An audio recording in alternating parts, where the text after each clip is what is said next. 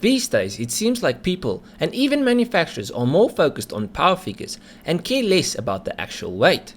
And power is important, but power to weight means more. You see, the less weight you have to move, the less power you need. In fact, lightweight cars are superior in every way, except luxury. A car that weighs less can have more lateral grip in the corners. It will stop faster because you have less weight it needs to stop, and you need less power to have the same acceleration. Plus, they tend to be more fuel efficient since the engine doesn't need to work very hard on a day-to-day basis to move the car along. Unfortunately, lightweight sports cars tend to drive hard, and they are unpractical, not really luxurious, and they tend to be expensive. So that might be part of the reason why you don't see many of them on the roads anymore. That all said, for all the true driving enthusiasts, nothing beats a lightweight sports car. So this is a list of the lightest performance cars on the market in 2021. The Golf 8 GTI. The original GTI is believed by many to be the first of the hot hatches. It was one of the first cars to take a tiny little lightweight hatch and add some power. This is a great recipe. The whole idea of a super light tiny hatch with a big engine is awesome. It creates an amazing power to weight ratio and puts a huge smile on anyone's face who drives it. Now, with the new Golf 8 GTI, you have 240 horsepower out of a 2-liter turbocharged 4-cylinder that propels this hot hatch from 0 to 60 in just 5.9 seconds. That's properly fast for a front-wheel drive hatch. Next car, the Lotus Evora GT. Lotus is a brand well associated with lightweight sports cars. When people talk about Lotus, we all think of small, great handling mid-engine sports cars. Now this Lotus is part of a dying breed, unfortunately. Lotus is going electric, and the Emira is their last internal combustion powered Lotus. This is sad. Electric systems are heavy, and that means you'll lose that lightweight tiny Lotus handling. Anyways, the Evora is powered by a 3.5 liter V6 that produces 416 horsepower and reaches 60 in just 4 seconds. This is a great all-round sports car. It has the looks, the speed, and the handling. It even sounds awesome. 10 out of 10 car in my opinion.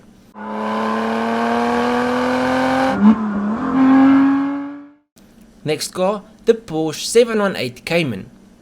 Porsche is known for making some of the best driving cars money can buy. Now, you get the 718 in two variants. You get it in a 2-liter that makes 300 horsepower and a 4-liter naturally aspirated flat 6 that makes 414 horsepower. Both versions handle superbly, but the 4-liter sounds a hell of a lot better. Just take a listen.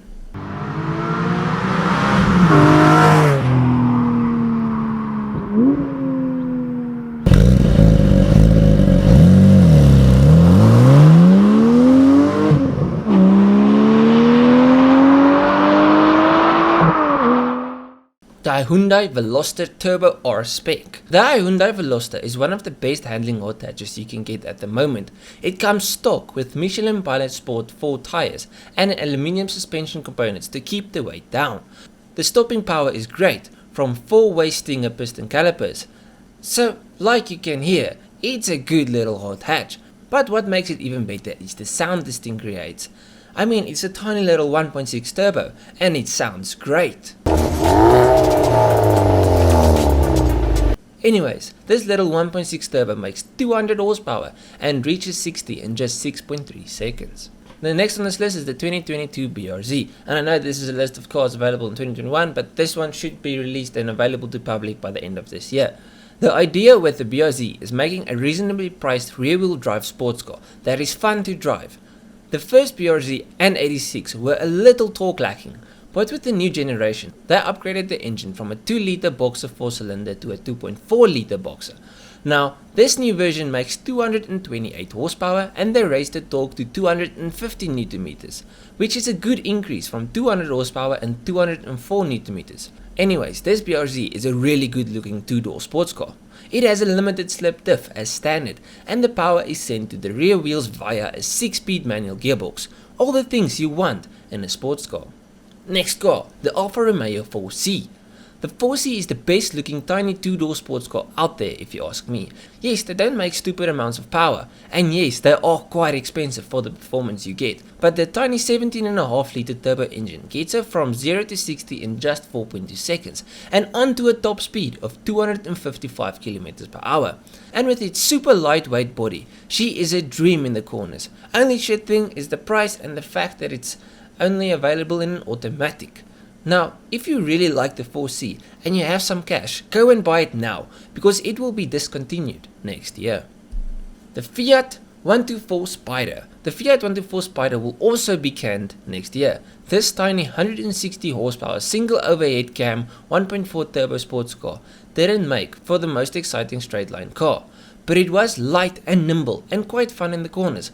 But because you can get the same handling from an MX5 and a better engine, the Fiat didn't sell well enough, and that was enough to end its life. And now for the last car on the list, and you guessed it, the Miata. The MX5 Miata is the go-to two-door sports car. When it comes to tiny fun sports cars, they set the standard. The 2-litre 16-valve engine produces 180 horsepower. Yes, that's not a whole lot, but because of how good it is, you can use every single one of those horses, no matter what your skill level is. If you are fortunate enough to take an MX5 out in the twisties, you are guaranteed to have fun and have a smile on your face every minute of the way. Yeah, so that's the list of, I don't even know how many cars. Hope you guys enjoyed the video. If you did, please leave a like and subscribe. And if you did enjoy it, I've got many more list videos and videos on specific new cars. So go through my channel, see if there's something you like. I'll check you guys in the next one. Cheers, eh?